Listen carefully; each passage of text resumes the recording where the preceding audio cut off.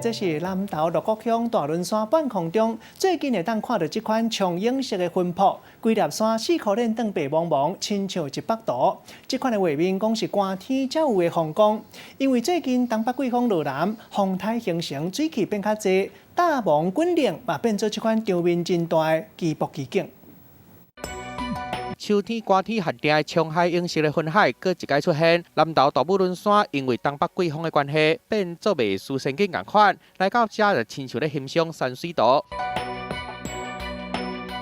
为天顶看落的白雾，就亲像海影同款，云海看茫茫，真有气势。日头出来了后，黄金色的日头更加上天顶的云，让人有一种来到天空之城的感觉。我们透过空拍机上去天上拍的一个角度拍摄出来的云瀑那相当的壮观。民众唔拿学到大自然的水，嘛真想要问讲，到底爱什么款的条件，才会当看到这个美景？